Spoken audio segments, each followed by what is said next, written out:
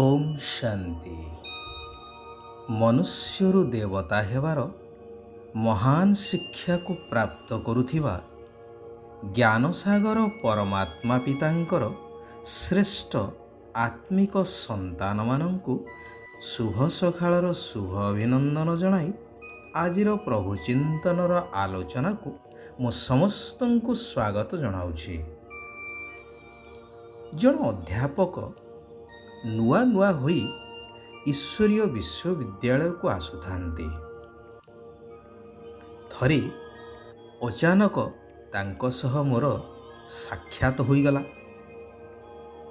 କଥା ପ୍ରସଙ୍ଗରେ ମୁଁ ତାଙ୍କୁ ପଚାରିଲି କି ଆପଣ ଏହି ଅନୁଷ୍ଠାନକୁ କିପରି ଆସିଲେ।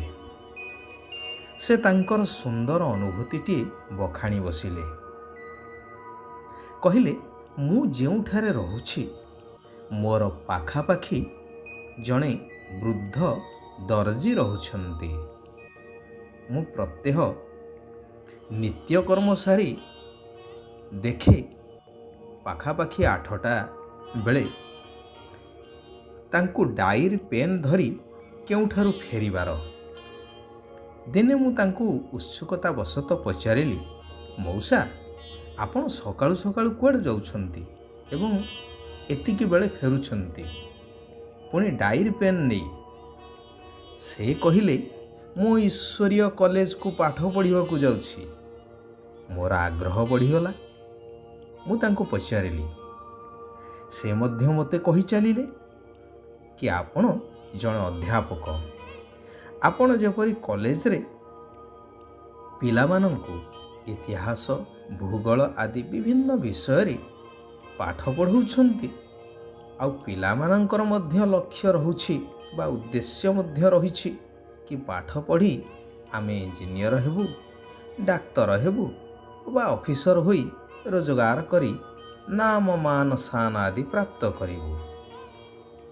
ସେହିଭଳି ଏହି ଈଶ୍ୱରୀୟ ବିଶ୍ୱବିଦ୍ୟାଳୟରେ ଆତ୍ମା, ପରମାତ୍ମା ଏବଂ ସୃଷ୍ଟିର ଇତିହାସ ଭୂଗୋଳର ବାସ୍ତବିକ ଜ୍ଞାନ ପ୍ରଦାନ କରାଯାଉଛି ଏବଂ ଏଠାରେ ପାଠ ପଢ଼ୁଥିବା ବିଦ୍ୟାର୍ଥୀମାନଙ୍କର ମଧ୍ୟ ଲକ୍ଷ୍ୟ ଆଉ ଉଦ୍ଦେଶ୍ୟ ରହିଛି ଯାହାକି ବହୁତ ଉଚ୍ଚା, କି ମୁକ୍ତି, ଜୀବନ ମୁକ୍ତି ପ୍ରାପ୍ତ କରିବା ଏବଂ ନରରୁ ଶ୍ରୀ ନାରାୟଣ, ନାରୀରୁ ଶ୍ରୀ ଲକ୍ଷ୍ମୀଙ୍କ ଭଳି ଦେବୀ ଦେବତା ହେବା, ଅର୍ଥାତ୍ ମନୁଷ୍ୟରୁ ଦେବୀ ଦେବତା ହେବା। କାରଣ ଏଠାରେ ପଢ଼େଇଲା ବାଲା ସ୍ୱୟଂ ଈଶ୍ୱର। ଯାହା ଗୀତାରେ ଉଲ୍ଲେଖ ଅଛି କି ଧର୍ମ ଗ୍ଲାନି ସମୟରେ ମୁଁ ଆସି ନିଜେ ନିଜର ପରିଚୟ ଦେଇ ସମସ୍ତଙ୍କୁ ଉଦ୍ଧାର କରିଥାଏ ଏବଂ ଅନ୍ୟ କୌଣସି ସମୟରେ ନୁହେଁ, ସୃଷ୍ଟି ପରିବର୍ତ୍ତନ ସମୟରେ କେବଳ ମୁଁ ଆସିଥାଏ। ଯେହେତୁ ସତ୍ୟ ତ୍ରେତୟାରେ ଦୈବୀ ରାଜ୍ୟ ଥାଏ, ଯେଉଁଠାରେ ସୁଖ, ଶାନ୍ତି, ଆନନ୍ଦ ସବୁ କିଛି ଥାଏ, ମାୟା ନଥାଏ, ତେଣୁ ମୋର ଆସିବାର ଆବଶ୍ୟକତା ନାହିଁ। ଧର୍ମର ତ ସେଠାରେ ଗ୍ଲାନି ହୁଏ ନାହିଁ। ଦ୍ୱାପର ଯୁଗରୁ ବିଭିନ୍ନ ଧର୍ମସ୍ଥାପକ ଆସି ଧର୍ମ ସ୍ଥାପନା କରୁଛନ୍ତି। ଯେହେତୁ ଧର୍ମର ସ୍ଥାପନା ହେଉଛି, ସେତେବେଳେ ଧର୍ମର ତ ଗ୍ଲାନି ନାହିଁ, ତେଣୁ ମୋର ମଧ୍ୟ ଆସିବାର ଆବଶ୍ୟକତା ନାହିଁ। ବାକି ଏହି କଳି ଯୁଗରେ ଅନେକ ମତ ମତାନ୍ତର, ଅନେକ ଧର୍ମ ଭିତରେ ବିଭେଦ, ଯାହାକି ଧର୍ମ ଗ୍ଲାନିର ମୁଖ୍ୟ କାରଣ ସାଜେ ଏବଂ ସମସ୍ତେ ଦେହ ଅଭିମାନବଶ ନିଜକୁ ଆତ୍ମା ବୋଲି ବିସ୍ମୃତ ହୋଇଯିବା, ଅର୍ଥାତ୍ ଆମେମାନେ ସମସ୍ତେ ଆତ୍ମା, ଏହି ଜ୍ଞାନ ସମ୍ପୂର୍ଣ୍ଣ ଭାବରେ ଲୋପ ହୋଇଯାଏ। କେବଳ ଅହଙ୍କାର, ଦେହର ପଦମର୍ଯ୍ୟାଦାର ଇତ୍ୟାଦିର ଅହଙ୍କାର ଯୋଗୁଁ ଆହୁରି ତମ ପ୍ରଧାନ ଅର୍ଥାତ୍ ଧର୍ମର ଗ୍ଲାନି ହେଇ ଚାଲେ ଏବଂ ସେହି ସମୟରେ ହିଁ ମୁଁ ଆସିଥାଏ। ଏହା ପରମାତ୍ମା ଶିବ ଭଗବାନଙ୍କର ଉବାଚ। ସେଥିପାଇଁ ପରମାତ୍ମା ଆସିଥାନ୍ତି ଏବଂ ଏକ ଆଦି ସନାତନ ଦେବୀ ଦେବତା ଧର୍ମର ସ୍ଥାପନା କରି ସମସ୍ତଙ୍କୁ ଉଦ୍ଧାର କରିଥାନ୍ତି।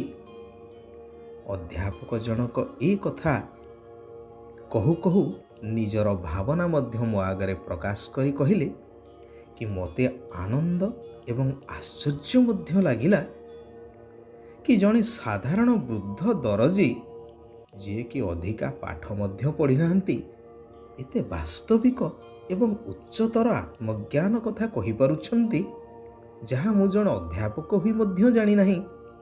ତେବେ ସେ ଯେଉଁ ଅନୁଷ୍ଠାନକୁ ଯାଉଛନ୍ତି ତାହା କେତେ ମହାନ ହେଇନଥିବ। ଏଇ କଥା ଭାବି ମୁଁ ଆସିଥିଲି ଏବଂ ମୋ ଭାବନା ଠାରୁ ମଧ୍ୟ ବହୁତ ଅଧିକ କିଛି ବର୍ତ୍ତମାନ ସୁଦ୍ଧା ଏହି ପ୍ରଜାପିତା ବ୍ରହ୍ମାକୁମାରୀ ଈଶ୍ୱରୀୟ ବିଶ୍ୱବିଦ୍ୟାଳୟରୁ ଦୈନନ୍ଦିନ ପ୍ରାପ୍ତ କରିପାରୁଛି ଏବଂ ଜୀବନର ବାସ୍ତବତାକୁ ଉପଲବ୍ଧି କରି ସବୁ ପରିସ୍ଥିତିରେ ଆନନ୍ଦରେ ରହିପାରୁଛି। ନିରାକାର ଭଗବାନ କହୁଛନ୍ତି, ମଧୁର ସନ୍ତାନଗଣ, ଏହା ମନୁଷ୍ୟରୁ ଦେବତା ବା ନରରୁ ନାରାୟଣ ହେବାର ଈଶ୍ୱର ପିତାଙ୍କର ବିଶ୍ୱବିଦ୍ୟାଳୟ ଅଟେ। ଯେତେବେଳେ ଏହି ନିଶ୍ଚୟ ପକ୍କା ହେଇଯିବ ସେତେବେଳେ ଯାଇ ତୁମେ ଏହି ପାଠପଢ଼ା ପଢ଼ିପାରିବ। ପାଠପଢ଼ାରେ ତ ଅନ୍ଧବିଶ୍ୱାସର କଥା ହିଁ ନାହିଁ। ତେବେ ପ୍ରଥମେ ପକ୍କା ନିଶ୍ଚୟ ହେବା ଦରକାର।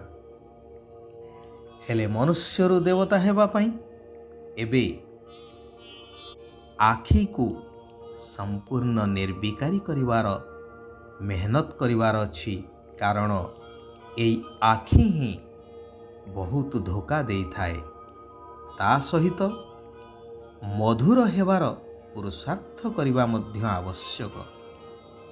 ସତ୍ୟ ଯୁଗରେ ତ ସମସ୍ତଙ୍କର ଦୃଷ୍ଟି ନିର୍ବିକାରୀ ହେବ। ଯେହେତୁ ବର୍ତ୍ତମାନ ମୁଁ ତୁମମାନଙ୍କୁ ଆସିଛି ସେହି ସତ୍ୟଯୁଗୀ ଦୈବୀ ଗୁଣଧାରୀ ଦେବୀ ଦେବତା କରିବା ପାଇଁ, ତେଣୁ ବର୍ତ୍ତମାନ ଠାରୁ ସେହି ସଂସ୍କାର ହିଁ ଧାରଣ କରିବା ନିହାତି ଆବଶ୍ୟକ। ସେଠାରେ ଏଭଳି ପୁରୁଷାର୍ଥ ବା ପରିଶ୍ରମ କରିବାକୁ ପଡ଼ିବ ନାହିଁ। ଏହି ପତିତ ଶରୀର ପତିତ ଦୁନିଆରେ ତୁମେମାନେ ଆତ୍ମା ଭାଇ ଭାଇ ଏହି ନିଶ୍ଚୟ ରଖି ଆଖିକୁ ନିର୍ବିକାରୀ କରିବାର ପୁରୁଷାର୍ଥ କରିବା ଦରକାର।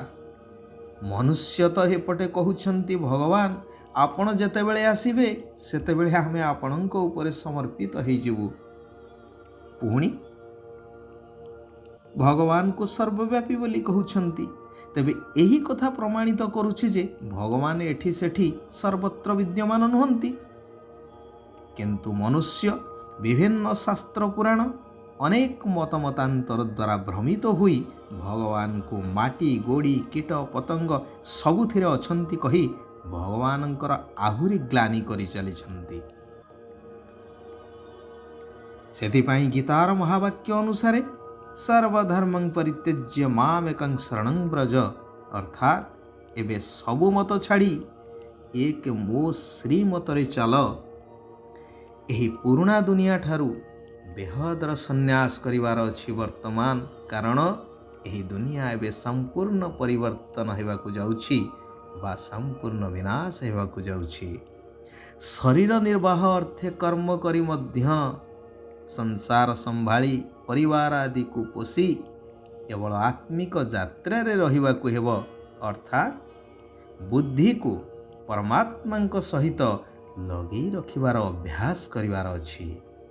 ନିଜର ଲକ୍ଷ୍ୟ ଏବଂ ଉଦ୍ଦେଶ୍ୟକୁ ବୁଦ୍ଧିରେ ରଖି ବହୁତ ବହୁତ ମିଠା ହେବାର ଅଛି। ଶିବ ବାବା ବରଦାନ ଦେଉଛନ୍ତି କି ପ୍ରତି ପାଦରେ ପଦମର ଅର୍ଥାତ୍ ଅଧାର ଯୋଗାର ଜମା କରୁଥିବା ବୁଦ୍ଧିମାନ ଜ୍ଞାନୀ ତୁ ଆତ୍ମା ଭବ। ବୁଦ୍ଧିମାନ ଜ୍ଞାନୀ ଆତ୍ମା ତାଙ୍କୁ କୁହାଯିବ ଯିଏ ପ୍ରଥମେ ଚିନ୍ତା କରେ ତାପରେ କର୍ମ କରେ। ତେଣୁ ସଂକଳ୍ପ ରୂପୀ ଭୋଜନକୁ ପ୍ରଥମେ ଚେକ୍ କର ତାପରେ କାର୍ଯ୍ୟକାରୀ କର। ଯେପରି ମହାନ ବ୍ୟକ୍ତିମାନେ ପ୍ରଥମେ ଖାଦ୍ୟକୁ ବା ଭୋଜନକୁ ପରଖିଥାନ୍ତି, ତାପରେ ଯାଇ ଭୋଜନ କରିଥାନ୍ତି। ବାବା ଏବଂ ସମସ୍ତଙ୍କର ଆଶୀର୍ବାଦର ବିମାନରେ ଉଡ଼ୁଥିବା ଆତ୍ମା ହିଁ ଉଡ଼ନ୍ତା ଯୋଗୀ ଅଟନ୍ତି। ଆଚ୍ଛା, ଆଜି ପାଇଁ ଏଇଠାରେ ଆମେମାନେ ବିରାମ ନେବା। ଓମ୍ ଶାନ୍ତି, ଓମ୍ ଶାନ୍ତି, ଓମ୍ ଶାନ୍ତି।